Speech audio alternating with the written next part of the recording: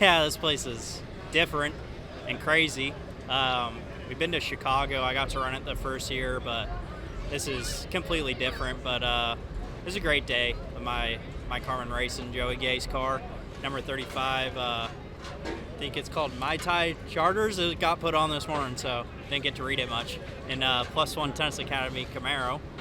I don't think it's a Camaro anymore, but super cool to be a part of this event.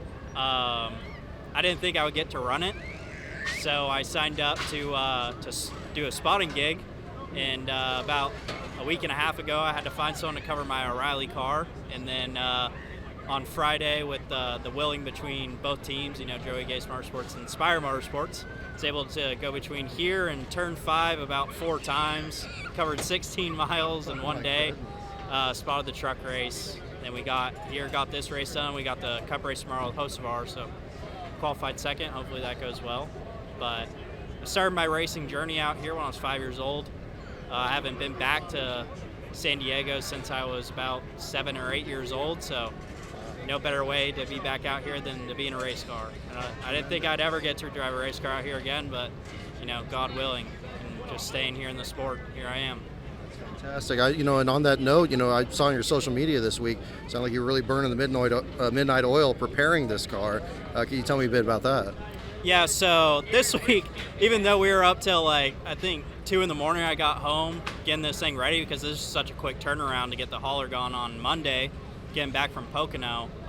Drove all night, got home, worked all day Sunday, and then got the trailer gone Monday morning. But the week before Watkins Glen, it was just me and Noah. He's 19 years old. His first year was last year. He's great, does a great job.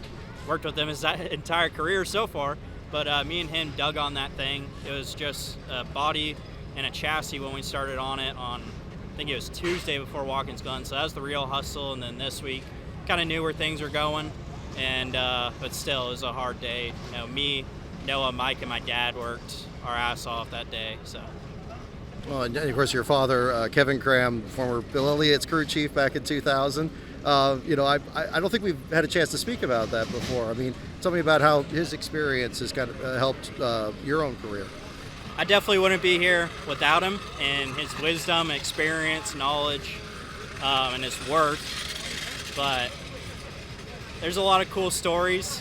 I always tell people I wish I could be a fly on the wall and go back in time and work for my dad and not be related to him and see what it was really like. But he's a great guy and obviously cares a lot about me and very knowledgeable about the sport. He had a great career as a crew chief. He gave it up in the Cup Series to raise me and my sisters and then race with me my whole life, and now he's back here racing with me again. Now, I got to know, I looked at the car there, and I saw somebody had to put a sticker saying, "Please drink responsibly," and handwritten on there. What's the story with that? Yeah, so it's a yacht company, but because it says Mai Tai in the name, NASCAR wanted to have a drink responsibly on there. And I think it's just, the chaos of the weekend, but, NASCAR does so much for us, and this is such a awesome weekend, and we'll always abide by whatever they say. And we always want to, preach the message, drink responsibly with anything that's an alcoholic beverage. That's understandable. And also, I talked with Mike a moment ago, understand the team's going to Sears Point. Are you going to be running this car next week, or what's the plan with that? Or do you know? I do know. Thankfully, I do know. Yes, I'll be out there driving it in Sonoma, whatever it's called now, Sears Point, Sonoma.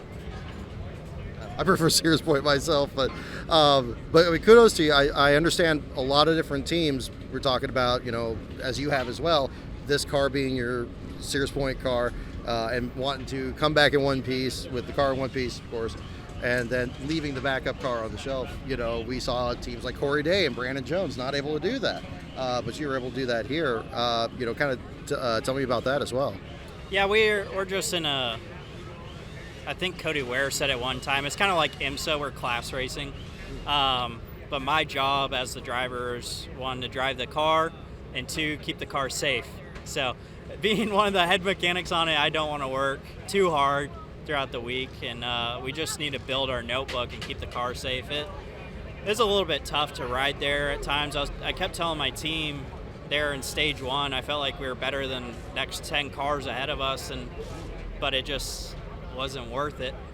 There's too much risk, but hopefully one day we'll get the resources to really attack it. Well, last question on that note.